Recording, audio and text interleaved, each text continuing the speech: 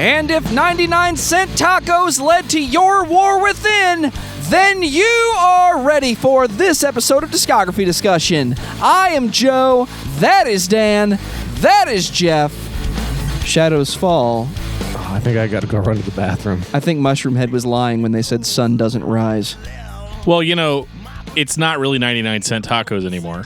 It's never really been 99-cent tacos. Yeah, it has there been. has always been sales tax. Well, they're like 50-cent tacos. It depends it's on two the tacos state. for 99 cents. It was that way my whole life. But recently I ordered it, and they're like, it's $1.19 for 2 tacos.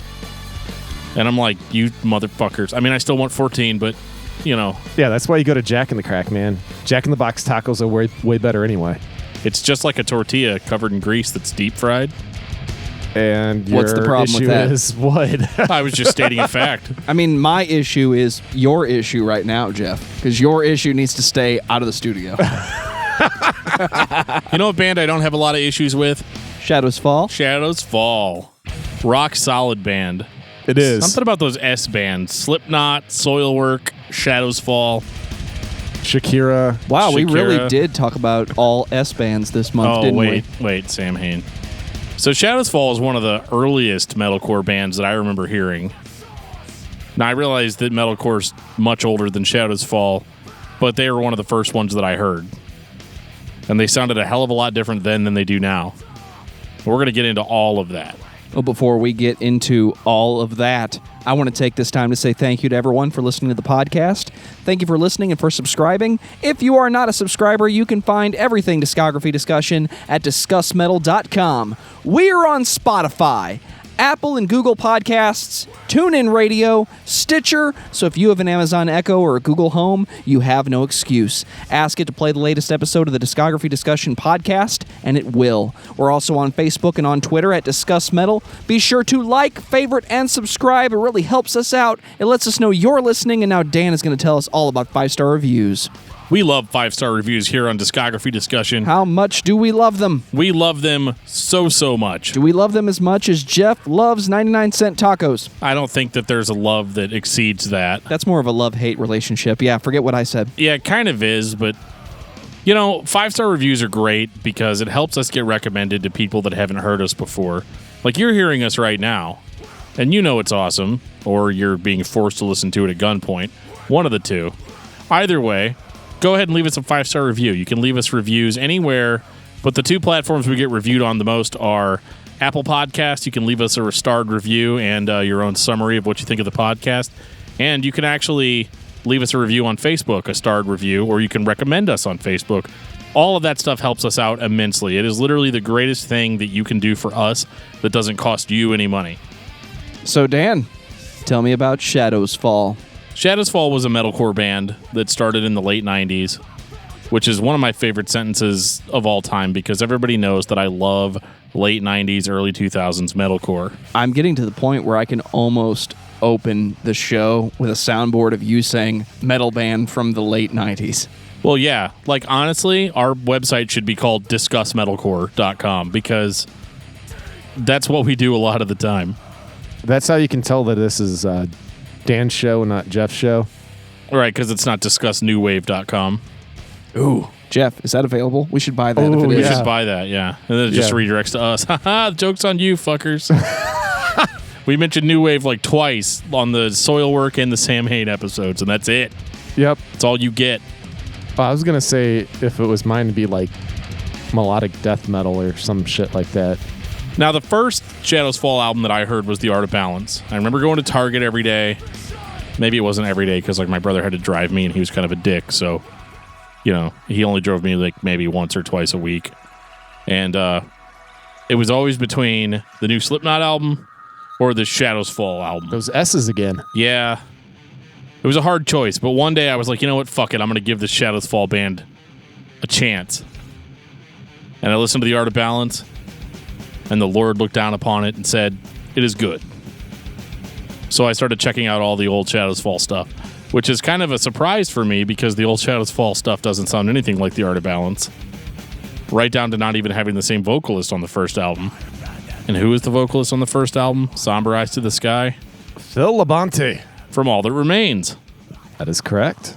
And, he was a singer that was on this album. Is the nicest thing that I can say. See, Phil is not one of those examples of somebody that used to be really great and isn't so great now. Yeah, unless you're talking about All That Remains. He went to finishing school. Hey, we need to talk about All That Remains. Yes, we do. But it's not a band that starts with S, so we can't talk about it. We can't talk about it. It's just contractually obligated not to talk about it. But the first album, Somber Eyes to the Sky by Shadows Fall, is a very standard late 90s metalcore. Yeah, there's nothing standout on this album. Well, I think there's a lot of standout stuff. It's just not structured in such a way that it makes sense. These are not songs. And it's weird, too, because like if you go and look up Shadows Fall, they're going to say that their early albums were melodic death metal, which is incorrect. I'm sorry if I'm the first one that has to tell you that, but it's incorrect. This is late 90s metalcore. And the riff ideas are great, but these are not songs. These are riff ideas strung together. Some of the riffs are great. Some of them are not so great. And some of them are just plain weird, especially whenever they throw those weird clean vocals over them. If this was the first thing I'd heard and I'd picked this up in 97 or 98, I would have just thought this was an intense version of thrash metal. And I would have compared it probably to Cannibal Corpse or Napalm Death or even Slayer. It would not have been as good as those bands, but I would have been intrigued. I think people that went to shows and saw this band back in 97 probably had a great show. Because, like, I'm going to acknowledge in 2018 that this is not great material. No. However, I have a certain nostalgia for late 90s metalcore. The whole play this riff for 15 seconds and then play another one for 15 seconds and then play another one.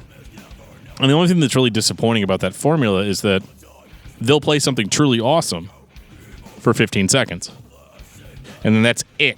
You're just left if you're lucky more. If you're lucky, they'll play two distinctly different super awesome things in one song.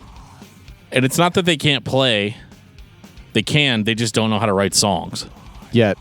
And the vocal delivery by Phil Labonte is not his finest. That's an understatement. However, there wasn't really a gold standard yet for metalcore vocals in the late 90s. So this is 97, so that would have been the same year that Zayo's Blood and Fire Bring Rest came out. So again, bands that sounded like this really weren't entirely sure what to do. But I do think that Phil's delivery on this is very indicative of that time and that scene. So I don't think that they're bad. I think they're good for what they are. You know, like he sounds like a late 90s metalcore vocalist would sound, which is a mixture of, you know, deeper guttural vocals and kind of a little bit more of that raspy vocal delivery like I was saying about Zayo. But he also makes some really weird choices vocally where, like, he starts delivering super fast. Yeah, I don't dig that at all. And it just doesn't really work because he's trying to match the riff or he's trying to match the beat. But with vocals, you kind of have to ignore that shit and just have your own flow. And he really didn't have a good flow yet. He sounded like he was playing catch-up half the time. And some of his vocal takes are so like, really, dude? You decided to just keep that and not try it again? There's a lot of that on this record. And the music overall is a little bit sloppy in places. Like you can just hear audible mistakes on some of the songs. And that really kind of bugs me. But again, I think the nostalgia of the way it sounds is enough for me to say this is a pretty decent record for its time. It's a time capsule.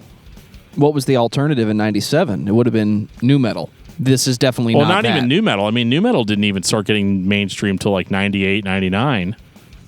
So I mean, even this is outrageously heavy and extreme for 97. But they were trying to be melodic too, and I think they succeeded in that a little bit, like 40% of the time. But a lot of these riffs were obviously borrowed or for lack of a better term, directly lifted from popular European metal bands at the time. So like there's a lot of like In Flames riffs. There are a lot of like early Soilwork type stuff in there. There's a lot of At the Gates riffs. Metalcore bands in the late 90s loved the fuck out of At the Gates. And it's very evident on this record. And just a lot of the European, like the Swedish death metal bands from that time, like your Dismember and Entombed and bands like that. Europe had this really cool thing going in the late 90s, and then the Americans were like, okay, how do we do that but play it for Hatebreed fans? That was kind of their mindset going in. And that was largely responsible for the creation of metalcore in the late 90s. So like I said, this is a very nostalgic listen for me because I'm used to listening to records like this. I've heard a lot that are a lot worse than this, and I've heard a lot that are a lot better than this. I think this is very middle of the road. It's not the best that they can do. But for a first record, there's some enjoyable parts on it. It's like going back and listening to Kill 'Em All when you've heard Master of Puppets. This is what started this band in the public eye. So if you have this record, or if you were there day one, this record came out. What is this Shadows Fall thing? That's a really cool name. I'm going to pick that record up because, yes, we still bought records based on the name in the late 90s. And when Of One Blood came out, 3 years later, would you have picked this up because of the first record? I don't think so. I don't think that the first record or even Of One Blood was the world's introduction to Shadows Fall. I think Somber Eyes to the Sky was a record that might have done well in their local scene, but I don't think it was like making waves in metalcore. If there even was like that much of a metalcore scene in 97, I think there was a hardcore scene, and I think there was a metal scene that probably still had like leftover thrash bands. But they really, I don't think, made very many waves on the first record. But I think that they had a little bit of self-awareness. Like Joe said, they waited 3 years, to put out their second album with a vocalist change. Now, I don't know if this is true or not, so any listener can feel free to correct me on this. But I believe Phil Labonte left the band due to musical differences. And I believe those differences were that they wanted a more melodic vocalist. And at the time, Phil Labonte was not that. Because I don't think that was him doing the clean vocals on Somber Eyes to the Sky. I think that was another band member doing those. I could be wrong about that, but they didn't sound amazing there either. Which is just kind of funny because when Phil went off to start All That Remains, it's just funny that would be the reason why he wouldn't be in the band anymore. Like in Shadows Fall, because he wasn't a great melodic singer, and then that's what they're known for. Yeah, I don't have to spell out how weird that is saying it in 2018. However, he was gone, so they pulled in a guy named Brian Fair from the band Overcast, who is a pretty popular hardcore band in the late 90s. And they concocted this record called Of One Blood, and it is about 400% better than the first album. Agreed. The vocals are so brutal on this one. Yeah, like Brian Fair absolutely kills it in the extreme vocal department. Yes, he does. But he starts to introduce a little bit more of a melodic edge to his delivery, so there's a lot of like thrashy shouted vocals. It's kind of like a little bit of a James Hetfield, but he makes it his own. He sounds uniquely like himself. I can't think of anybody else that really sounds like Brian Fair. But man, did they write better songs on this? Absolutely. Well, for starters, it's like you said, there's not riff, linked together. This is actual songs this time, unlike the first album. And I think the only negative that I can say about Of One Blood is that it's kind of riff salad. They had 3 years worth of ideas, but there's a lot of shit packed into each one of these songs. Like 5 or 6 different riffs per song, plus solos.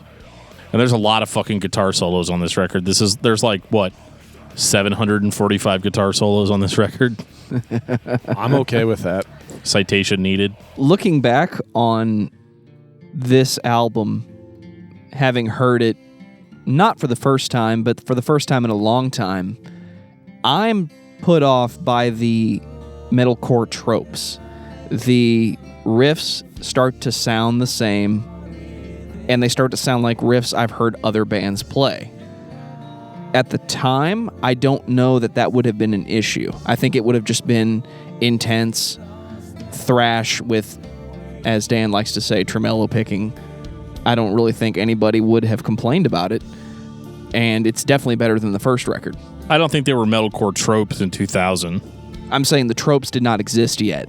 Right. They would come very soon, but this was still kind of new in the ears of the public. Yeah, I mean, I think the only thing that's really similar between the first record and this one is that it's still obviously very influenced by European metal bands. But that's not necessarily a bad thing, not in 2000. Because they're still playing music that I think a lot of people would say was innovative. And this is far more innovative than Somber Eyes to the Sky was. Yeah, now that you mentioned the James Hetfield similarity, I'm like listening with my Injustice for All ears. It's almost uncanny. Yeah, I mean, you can't unhear it once you make that comparison. And I used to actually describe Shadows Fall to people as like, it's like if Metallica was a new band. Is very in similar, 2005. especially whenever we get into their later stuff. But I really loved Of One Blood, and it might be my favorite Shadows Fall album because the vocals are so brutal, the riffs are still European and still have more of a melodic tinge to them. But you could see that they were starting to kind of distance themselves from that, like what all the other metalcore bands were doing. Whereas, this record comes out in 2000.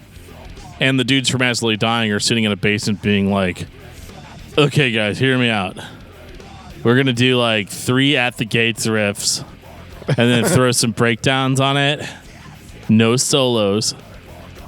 And I'm just going to like scream over all of it. What do you guys think? Can we sing a little bit at the beginning of the chorus? Okay, fine. But like... on every song, though. Shadows Fall, though, was more focused on like... okay, it's going to be obvious that we listen to all these melodic European bands. So we've got to make it heavier, but like legitimately heavier, not just be reliant on the fact that our vocalist is a heavy vocalist. Let's just throw all the shit that we have accumulated over time into this record and make it as good as we can and make as many changes as we have to make. And I think that Of One Blood is a passion project, and I think it is a much better introduction to the band than Somber Eyes to the Sky ever was. And then the Art of Balance happened, which was my introduction to the band. Thank you, Dan. Everybody's real introduction to Shadows Fall comes from the Art of Balance. Because I believe this was Century Media. Well, the previous one was also Century Media. Was it? Yes. Okay. But you remember like what I was saying on the Soilwork episode. Back then, you had to almost import Century Media stuff. That is correct. So Of One Blood back in 2000 probably didn't get the massive distribution that the Art of Balance had. I bought the Art of Balance at fucking Target. So you could tell, like, things had changed, in the couple of years between those two releases. And I'll tell you what, the Art of Balance is one hell of a record. But it's almost a completely different Shadows Fall, because at this point you've basically listened to 3 different bands now. Yes. You've got the early metalcore band on the first album, you've got this like melodic death metal thing on the second one, and then the third album is like American thrash metal mixed with some metalcore. I haven't been able to talk much because you're essentially saying everything I want to say. Well, I like to get in your head and your but the thing is that like the Art of Balance, I remember hearing and being like, wow, this sounds like Metallica, but it doesn't really sound like Metallica. It sounds like a modern metal band, with James Hetfield doing more extreme vocals. Like I said, that comparison's hard to shake because it is very real and it's hard to unhear. If you've never listened to Shadows Fall with Metallica in mind, now you're welcome. Now you can never get that out of your head. Except their music's like way better. Yeah, it's just like whenever you see somebody tells you that they can see Jesus in that piece of toast. Afterwards, you can't help but look at that piece of toast and see Jesus. I mean, I can see Jesus on the wall if I move the spray can the right way. It's still relevant today. The Art of Balance is an interesting introduction to the band because it's kind of this halfway point between being super extreme, but also being pop sensibility enough for people to get into. they put this record in Target for a reason. Because this is whenever they were like, hey, go to the metal section. Well, yeah, go to the metal section.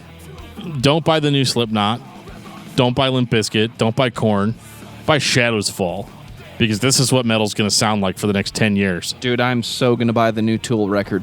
I'm happy I bought Shadows Fall. I think I bought Zebrahead. There is some negatives because there's always negatives.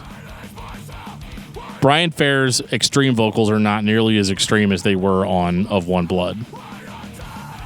It's like a 25% reduction in aggression and just overall grit. Now, this could have something to do with the fact that, oh, fuck, Of One Blood was a huge record and we toured so much on it that I just don't want to fucking do that every night again.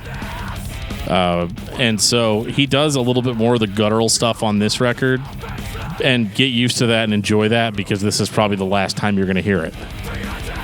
He doesn't really do any gutturals again after this point, but I think it's what gives The Art of Balance kind of that metal legit edge. And let's talk about the riffing for a minute. The riffing is like almost pure American thrash metal in a lot of places. Absolutely. It's sick, though. Well, yeah. But whenever they get melodic, like they have that melodic twinge, there's still a little bit of that European influence in there, but instead it's just like a teaspoon of sugar versus a whole cup of sugar, right? Yeah. And so it complements it really well, because you could definitely say Shadows Fall just did what all the other American metalcore bands did. They took European influences and added breakdowns to it. But this is kind of breakdown-free metal.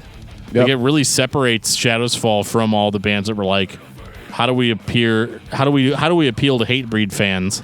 I think it's by design. Yeah. I just don't think they wanted it to be pigeonholed. Are there breakdowns in thrash metal? There are, but I mean, I'm talking about the generic metalcore open note breakdown. The point that I'm making is this sounds closer to classic thrash, specifically Metallica. It sounds like nothing but downstrokes, and the drummer's just keeping the beat, and the band is playing together, as opposed to the metalcore breakdown, which was, let's just slow down what we were playing a minute ago and halftime everything every minute and a half. This sounds like a metal band, just a straight metal band. And it would be very Americanized. Well, and I think at this time, too, because what was this record, 2002? Yeah, I think so. You know, there were bands like As I Lay Dying out there and Killswitch Engage, which is interesting because Adam D. from Killswitch Engage produced the first Shadows Fall album, Somber Eyes to the Sky.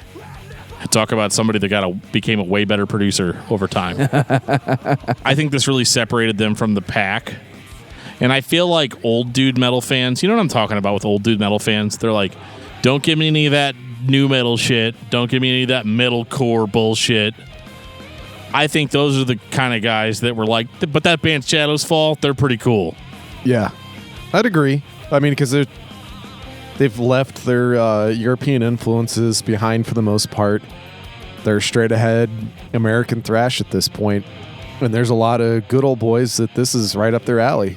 Yeah. We live in middle US, so we know lots of people like that. So this gets lots of airplay still, at least in the St. Louis area. Even though this is not a metal town, all the rednecks know who Shadows Fall is. Right. Well, and I think that Shadows Fall was the a really... the hipster rednecks. Yeah, well, Shadows Fall was a really... I listen to Ted Nugent and Shadows Fall. That makes me modern, right? Absolutely. But I think Shadows Fall was a really cool bridge between the people that liked old thrash and the people that were just getting into metalcore. I think a lot of people probably got into metalcore through Shadows Fall that only listen to shit like Slayer and Metallica and stuff like that, but they're like, oh my god, listen to how much heavier this is. Well, the impression I get is the average metalcore fan doesn't really talk about Shadows Fall. It's either the band that they know about but they don't ever mention, or it's a band they don't listen to because it's not As I Lay Dying. Well there's no breakdowns and kids love to dance. Yeah, this is the... I don't think Flailing Your Arms is dancing, sir. This is the Grandpa. Band, yeah, this is the band that left metalcore. I think that has something to do with it, too. they kind of turned their back on it because we're talking about the average metalcore fan, but like the average metalcore fan between like 2002 2005, it was all As I Lay Dying, Unearth, Killswitch Engage, fucking even Hatebreed. You know, had a massive surgence in the early 2000s. They were always a well-respected band before that, but they really took off. You know, you even had a lot of that really melodic metalcore that started coming out, like Bless the Fall and, you know, stuff like that. Metalcore was considered the new wave of American heavy metal. But what's weird about it is that I feel like the only band that was playing actual heavy metal without the indie influence of metalcore, because metalcore has a massive indie influence that a lot of people like to ignore. Like, there's a reason why As I Lay Dying's clean vocals sound a little whiny. You know, there's a reason why a lot of these bands were almost more like screamo bands with breakdowns and stuff. Like, that's a part of metalcore that a lot of people claim to hate now. But like back in 2002 to 2005, everybody was like, oh my God, I love how they blend melody and heaviness. But like Shadows Fall was really the only band that was doing it, except maybe like with the exception of Killswitch, had strong, clean vocals that weren't whiny, indie influenced type of vocals. Right. And so that really made them stand out to people that were just looking for some hard hitting shit with some good solos and some good riffs. And Shadows Fall had all of that. Yeah, well, maybe Diecast as well. Yeah. That wasn't whiny vocals, and that was the late 90s. But talking about people going and leaving to going to All That Remains, that's another, the drummer from Diecast went to All That Remains. We ready for the War Within? Oh, I'm so ready, man. I think we are. There's one thing that we neglected to mention on the Art of Balance, and that was the excellent cover of Pink Floyd's Welcome to the Machine. Oh, that's right. Dude, that is such a great fucking cover. It's one of my favorite songs ever recorded. Yeah, and it really, they did the song justice. Yes, they did. But they still made it heavy. And made it their own enough. Yeah, I was funny because earlier this week I texted Dan and I'm like, oh, now I just want to go listen to Pink Floyd. Yeah, I mean, like, the Shadows Fall version is great. It's a little weird, but it works. Like, it works like, if you told me about it and I hadn't heard it yet, I'd be like, oh, what the fuck? Why are they covering Pink Floyd? You know, like, that's a disgrace to them and to Pink Floyd. But then you listen to it, and it's played so straight, and it just sounds amazing. Brian Fair really shows off his fucking clean vocals. Which are killer. Absolutely. So, The War Within. Oh, fucking great track, man. What a way to open an album, dude. Yeah, they open it up slow. I hear a lot of Iron Maiden in The War Within. Like, somebody was on a huge fucking Maiden kick whenever they recorded this album. And I don't really have a problem with it.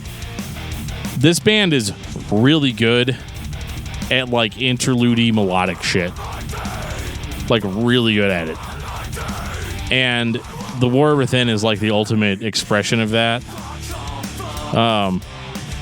There are heavy parts. Like, I love how The Light That Blinds, or the light, is it The Light That Blinds? Yeah. Yeah, The Light That Blinds. Yeah. I always, I used to have to name these songs in iTunes myself. So I think I always put that in as The Light That Binds, you know? Because, like, it's metal, right? So, like, yeah, light is binding, right? Yeah. Like fucking eating too much cheese, you know? And they listen to a lot of Maiden. They listen to a lot of Metallica. And they produced a record that metalheads would love universally across the board. This was probably their biggest record. Oh, it absolutely was. The day one edition that I bought was like a double disc deal with a DVD. And it was like in a huge digipack, and it was just amazing, like the expanded artwork and everything. And you put it in, and it just starts off with this super melodic intro, and then just the blast into it. Dude, this thing sold over 200,000 copies in the U.S. Holy shit. I did not realize it was that popular. Yeah. It actually made it to number 20 on the mainstream U.S. Billboard rankings. Well, I can't believe that. It's got awesome songs on it, too. Like, oh, yeah. I mean, I'm not saying that. Yeah. I'm just saying that, like, I'm not expecting that from a former metalcore, pretty much straight-up thrash band at this point. Well, like, Enlightened by the Cold Holy shit. Inspiration on Demand. Holy shit. The Power of I and I. Amazing. Like, this record just had it all. Yeah, it's a great album. But I'm just not used to being able to share it with the masses to, this extreme. Well, this was 2004. This is when people were more comfortable buying a metalcore record. Because I still think it's metalcore, and that's going to piss people off. But it really still is. I still hear hardcore influences in it. Maybe that's just because Brian Fair was in Overcast, and I just can't let it fucking go. Could be. The only complaint I have on this record is I think the extreme vocals are very weak. Like, they're there. Like, he shout. Like, it's not a scream or a growl anymore. It's just a shout. I don't mind his shouty vocals at all, though. As time goes on... I don't mean the shouty vocals. I mean the vocals that are supposed to be extreme that aren't. Like, it just sounds like fluff. And it could be, because I've seen Shadows Fall live several times, and it is a much more brutal experience live than it is on record. So they're playing it nice for the masses, so to speak? I don't think they are. I think the producers, toned it down. Let's cut the balls out of this a little bit. Because it sounds like the shouting, like the growling and shouting vocals sound like they took 5 or 6 takes and just blended them together. Well, they sound thin. They sound thin, but like choral. Like there's several of him shouting, like really far away, and they just turned it up. It sounds weak to me. But I've heard dude scream it out way better than that live and on previous records. So, I don't know who that's for. Because, I mean, by 2004, we're used to hearing fucking Howard Jones, Jesse Leach from Killswitch growling the shit out. The fucking, Tim Lambesis was growling all of his shit at that point. People didn't have a problem with the growl vocals. And if you bought a Shadows Fall record, I don't think you'd have a problem with it. So I think it was just a weird stylistic choice, but I don't think it had anything to do with whether people could digest it or not.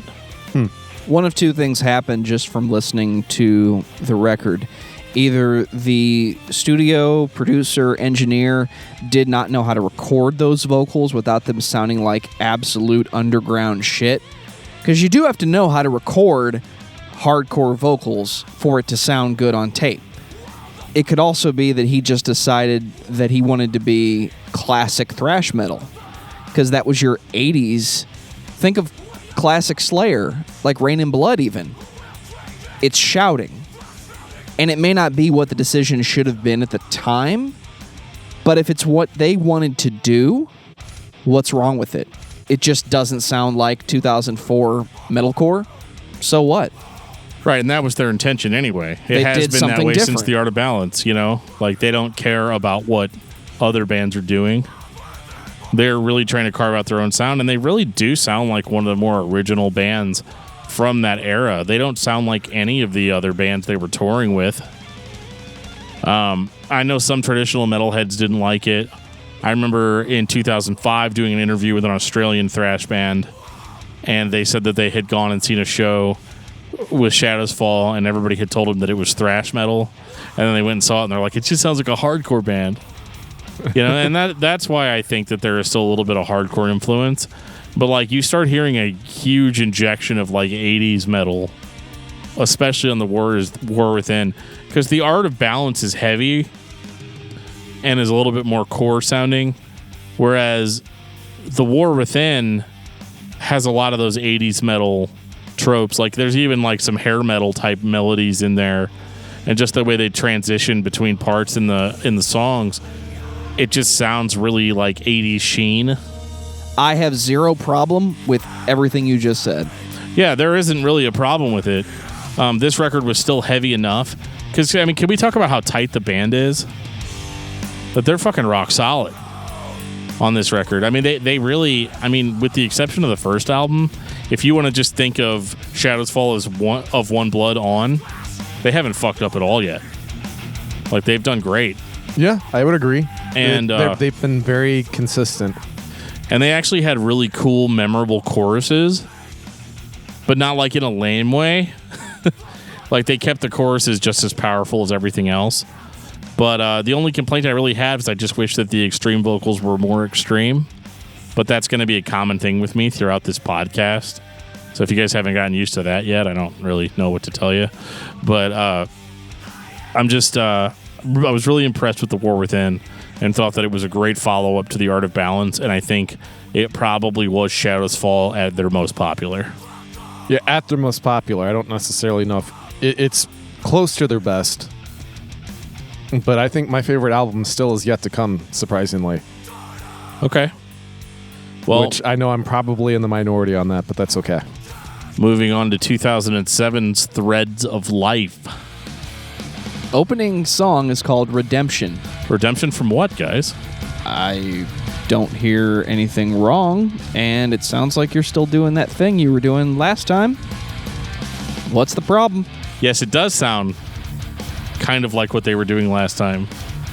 Except now we've had another 25% reduction in aggression. Threads of Life is slick as fuck. It is a very slick record. Very well produced. Mostly clean vocal type of affair. And it's losing me a little bit as an extreme metal fan. Well, this is also on Atlantic Roadrunner. That might be part of the reason why it's slick as fuck. It's a watered down version of The War Within, which I consider to be a pretty melodic, mainstream sounding kind of record anyway.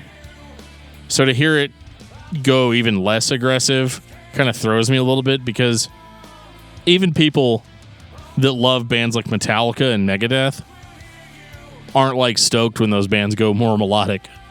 Right. I actually kind of like the fact that they're, like you said, they're slick as fuck. They're becoming more hard rock, less metal on a lot of this stuff. I think they're still pretty metal though. Yeah, but you can see, like you said, you can see that's they want to get radio play. They've made a huge statement as being a more popular underground band. Right. But they're looking for that radio play now. They're on a bigger record label. They have a Grammy nominated single in Redemption. So right, I mean, yeah. it's not. So it worked to a certain extent, except for the fact they didn't sell nearly as much as what they did on the previous. Well, you can tell they have a team now. Yeah. Like they made a couple of good decisions on their own, and then the team took over from there. Yeah, which is I'm fine with. What I will say is, his clean vocals are just, way better than I ever thought they were going to be. Whenever going through and listening to the stuff, whenever you first listen to, whenever Brian was like with Overcast. And I keep wanting to say Diecast because I really want to talk about Diecast, and they both have cast in their name. We'll just put it on the list, Geoff. You got access. Hey, I think I put it on there at one point, but I don't think it's on there anymore. I mean, I delete everything that you put on the list, but by all means, put it on the list. But I really have enjoyed the direction his clean vocals have taken. The dude is actually a really good singer. I think he's a much better singer than extreme vocalist. At this point, yes. And coming from a guy that started in a hardcore band, that's pretty cool. Yeah. However, the hardcore kid in me that's a total asshole is pissed off about it. Is like, come on, dude. How many years has he been in the band now? Let's see. If Threads of Life was 2007 and Of One Blood was in 2000, 7 or 8 years. Yeah. Let's assume he was 22 when he joined the band. 7 years, your voice is going to change. You're going to be able to do things you couldn't do 7 years ago. Part of the sheen that hardcore vocalists did, and many of them still do, is being extreme. Most of them are doing it wrong because they think it sounds heavier. They think it sounds more extreme, but really they're just not using proper technique. When you start to actually develop your voice, which honestly for the majority of the populace does not occur until your mid to late 20s, you're going to sound different. And certain things that you did before when you were growling wrong just won't work anymore. And you're going to find that you can sing better than you ever could before. This may have also been a logical next step for him. Guys, I can totally just sing it now. So let's do that. I guess this was the point in the career, though, where my personal interest in heavy music was different than what their vision was. And it doesn't mean that they're wrong, but it doesn't mean I'm wrong either. You were into emo. You're definitely wrong. Well, yeah, dude. I don't know if I was into emo in 2007. He was. He totally was. Okay, cool. Now that that's out of the bag. Oh my God, shocker. Just turn this podcast off right now. We're all a bunch of fucking... I'm not. He is. I'm kidding. Yeah. In 2007, I think I was all industrial and... Well, that's convenient for the next coming month. Yeah, and Swedish melodic death metal. And then that's whenever I discovered Cybreed was right around this time. And that was game over for me because that was combining the two, and then I started having to find all of these awesome bands that I always want to talk about. In 2007, we were well into the Howard Jones era of Killswitch Engage. Yes, the operatic vocals take hold. And I liked the way Brian Fair sounded on The War Within and on The Art of Balance, because I liked that his delivery was a little bit more real. It was a little bit more down to earth. You know? He's a dude that could sing good, but he wasn't like trying to rock the stadium necessarily. You didn't like the polish on this one? I did like the polish on the vocals because I feel like they were like they burned him a copy of like, The End of All Heartache, and they're like, it needs to sound more like this. See, I don't think he does. I don't think he does either because I don't think he has that same range. But I feel like the expectation was like, let's push it. Let's push your voice as far as we can. And like I said, that doesn't make anybody involved in the process wrong. It just wasn't really what my preference was at the time. And or it even wasn't now. the norm of metalcore. No, it was the norm of metalcore, though. I think they wanted to sell Shadows Fall as a significantly slicker band than they really were. I think part of the cool thing about Shadows Fall, like you listen to The Art of Balance and you listen to Of One Blood, and they're like gritty as fuck as far as like even the clean vocals are dirty, and now they're not dirty. Now they're fucking Mr. Cleaned Up, and I'm just not into that approach very much with this type of band because I like their dirtier, thrashier type riffs. But whenever you put a nice sheen coat over those dirty riffs and you put a sheen coat over the vocals, they start just sounding like another band that was put out by a major label that's trying to appeal to as many people as possible. And don't get me wrong, I like Money too. But I don't know if Shadows Fall was the best band for that polish. Shall we move to Retribution then? Retribution is another Shadows Fall album. With the fucking killer intro. It has a great intro. It's got Randy Blythe on it. Yeah, I mean, that's cool, I guess. It's cool. It's fine. Yeah, it's fucking cool. It's whatever. It's not whatever. It's whatever. It is not whatever. I didn't like this album. I didn't like it for a lot of the same reasons I didn't like Threads of Life. It's not that it's bad, it's just not for me. It's chilling out a little too much for you? It's a little bit of a snore fest for me. I don't think they did anything wrong. I don't think they fucked up. I don't think they sound bad. But I just think they sound like a clean, sheen fucking Shadows Fall. You know what's funny is that the cleaner they got, the more I enjoyed them.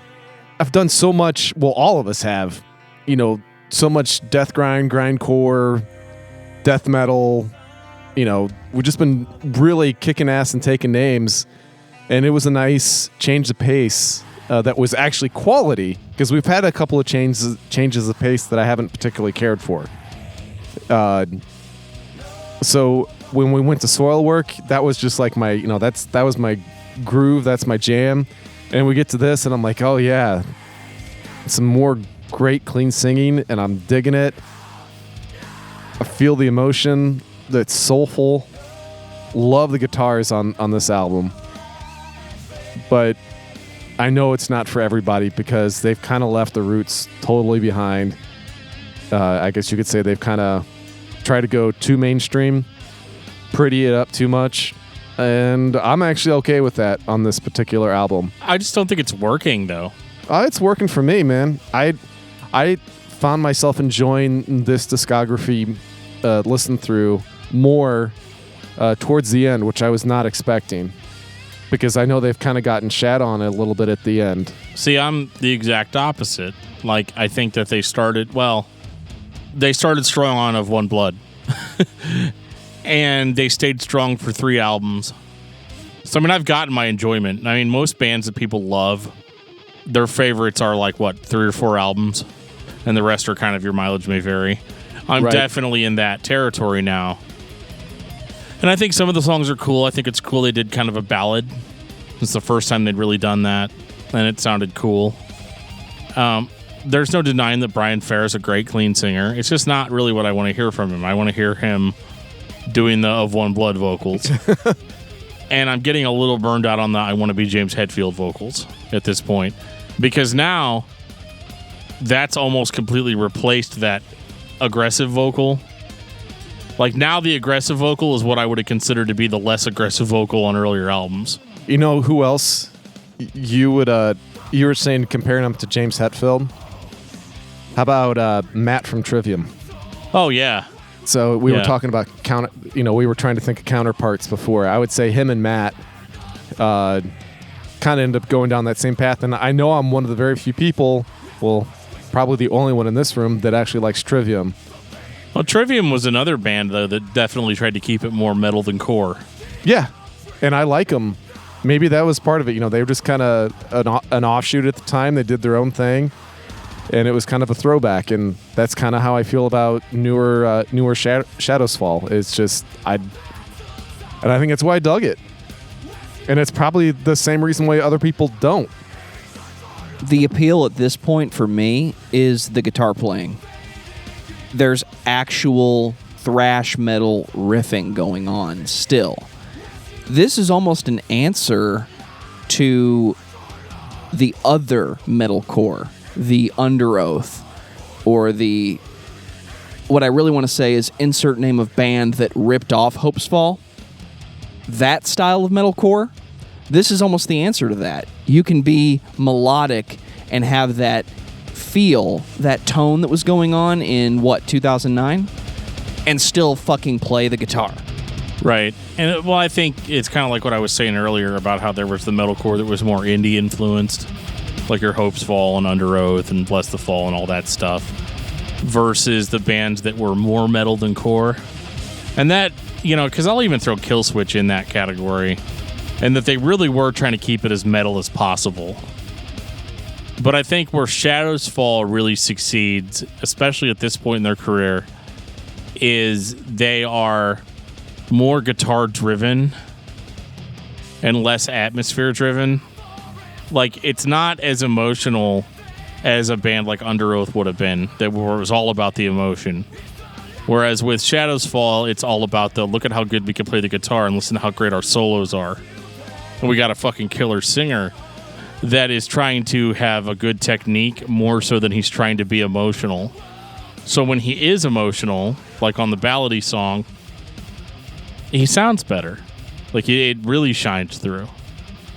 But that's not their focus. It's just a byproduct of them putting out a good sounding record.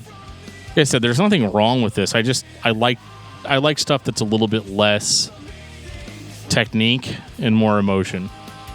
That's why I like super heavy bands, because, a lot of the time, because I came up on a lot of the screamo bands that were out there, like the ones I'm always sending Geoff, and I'm like, listen to this, and you're like, this just sounds like grindcore. It doesn't sound like screamo at all.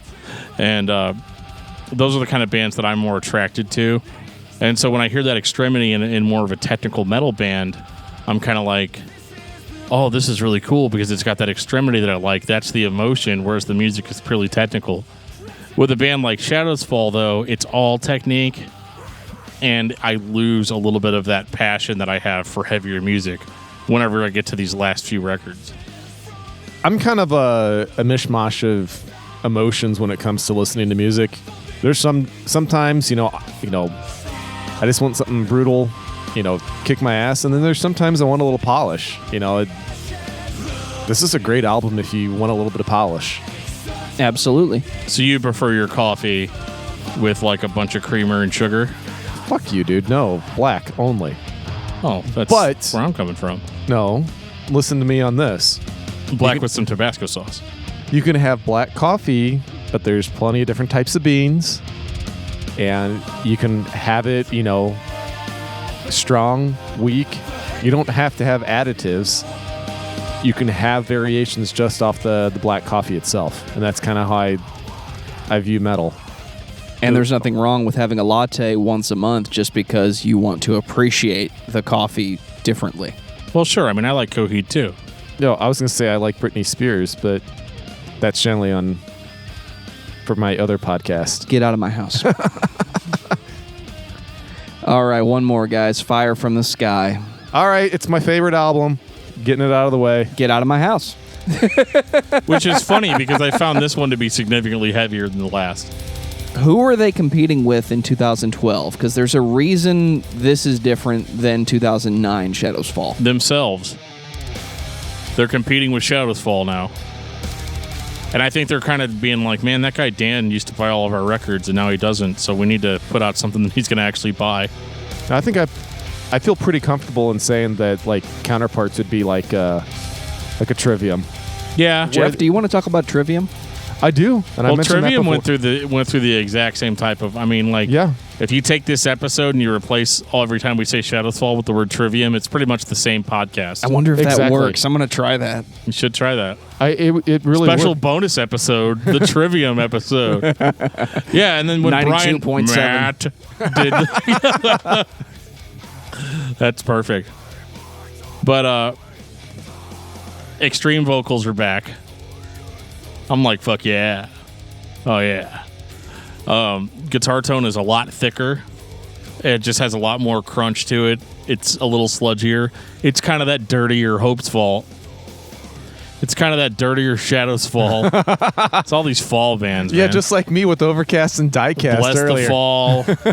Let's see, there's Bless the Fall, Hope's Fall, Shadows Fall, Fall of Troy. Anyway. But this is definitely grittier and dirtier and heavier, and I believe Adam D produced this. I believe so. And Adam D is the guy that tries to make perfect sounding metalcore albums, and this comes pretty close. I think this is a good blend of what we heard early in the career and then later. This is like the offspring. Something needed to happen in 2012. Arguably, they did the same record twice. Degent was taken off at this time. Meshuggah was really a thing. Me and Dan were listening to A Plea for Purging. They had to do something. And maybe they decided just to put some extreme guttural death growling back in. I don't know. It's just another good record by Shadows Fall in my eyes. Well, it's more than the guttural vocals too, though. I feel like the riffing is more frantic. Yeah, and I there's think quite a bit more pace going on this album than the previous. Yeah, the drumming is killer. Yeah, it is here, and everything is good. But it's funny because when Brian Fair is more melodic with his vocals, he still sounds as good as he did on those Super Clean albums. Well, yeah, that's kind of what I was getting at Yeah. when I say it's like an offspring of the early and the last two albums before this. I think it's a really good blend, and I think that's probably part of the reason why I like it. I get my pretty and I get my, kick in the teeth all at the same time. So you think they ended on a strong note? Oh, very much so. Well, I don't know if they ended necessarily. They've just been on indefinite hiatus, which is what bands, say when they're like, well, we might break up, but we might not. We'll just see what happens. But, I mean, it's been 6 years. Yeah, and there's other projects. Brian's actually hanging out with us here in St. Louis. Yeah, I did not know that until, yesterday. So, we Totally need to, down to do the interview. Yeah, we need to get him. We need to get him in the studio. Yeah, we'll ply him with some Emo's Pizza and some Ted Drews. He'll be like, let's see how do you smell generic St. Louis we can be. he'll be like, so let's talk about all the shit you talked on my harsh vocals. Dan did. Did Dan you hear, did. Did you that hear guy. Fire from the Sky? The dude could strangle me with his dreadlocks. Dude, his dreadlocks are like 6 feet long. Yeah, they're ridiculously awesome. Now, have you been whipped with them in concert? No, You I haven't been that never. I close? never got that close to the stage because I don't know if this needs to be understated or needs to be restated. But this band was massively popular through most of the early 2000s, all the way till basically 2012. I mean, they were playing sold out venues for sure, and it's kind of refreshing. I kind of feel like they're a little bit like Soilwork in that they are one of the more consistent bands that we've talked about. And yeah, I mean, that doesn't mean I'm going to go off on a shit-talking tirade about them like I would with some other bands. But I appreciate solid bands. I appreciate solid material. and when you buy a new album by a band, it being a sure thing.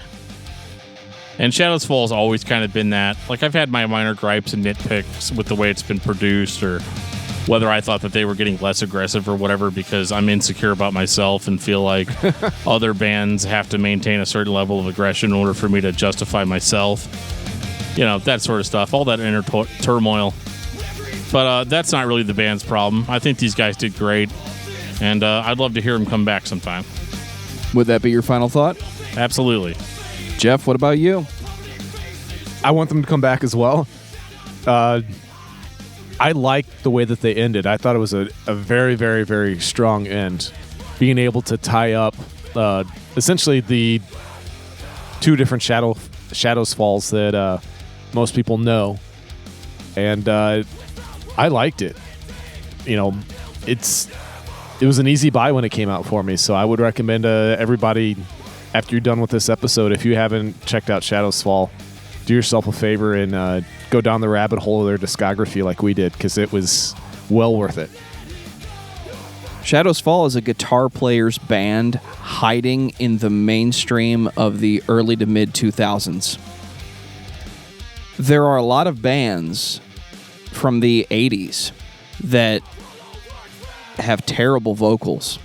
The drumming is absolute shit, and the majority of them don't have good bass players. But they get by because of how their guitars sound and their riffs. And people look back on them fondly and say, that is my favorite band of all time.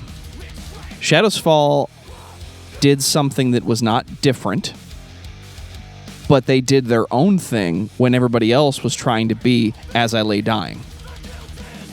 And I definitely want them to come back and do what they want to do before 2020. Get on it, guys. Geoff, what's your album of the week? All right, I got to cheat. Sorry. It's going to be a cheat in the opposite direction. It's actually, since we were talking about local stuff, a band called Hallow. They don't have a full album out. They just have EPs. So Beyond Our Name, I guess that's probably the big thing. And check them out, man. They're good. I'm so glad you brought up Trivium, because my album of the week is Vengeance Falls by Trivium. Nice. Glad I could influence you. They actually influenced me, and probably REM did too, because I caught their single of Losing My Religion and went looking for the album it was on. It's not on a record.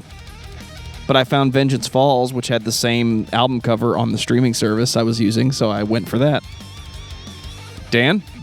I've been listening to Victim of the New Disease by All That Remains. It's much better than I anticipated. Really? I mean, it's no fall of ideals, but you know what it is. You know. Blah, blah, blah, blah. Yeah. Another thing I've been checking out lately is Good Company with Scott Bowling on YouTube. It is a video webcast that our buddy Scott Bowling sits down with prominent musicians, the likes of Brian Head Welch from Korn, Sonny from POD, pretty much everybody from Fozzy. He did one with Michael Sweet from Stryper. And basically what he does is he sits down and interviews this artist and discusses their whole discography with them, which is something that we on Discography Discussion very much appreciate and can get behind. So if you're looking for a really high production value YouTube show, it can definitely scratch that itch for you. Definitely one of the most well-produced shows I've seen on YouTube in a long time. And Scott's just got a really good demeanor and asks really good questions. Dude, he had HR from Bad Brains on recently. I know, man. Holy shit, I didn't realize that till I just looked it up. I was like, damn. He gets some amazing people on there, dude. Yeah, he does. And on that note, this has been episode 92 of Discography Discussion. Thank you for listening. You can like us on Facebook and follow us on Twitter at Discuss Metal. Subscribe to our podcast everywhere you listen to podcasts, including Google Play, iTunes, and Stitcher. Visit discussmetal.com for all things discography discussion, and please send questions and comments to danandjoeshow@gmail.com. If you are not a patron, you can become one at patreon.com/discussmetal. We have some sweet perks. Give me my D.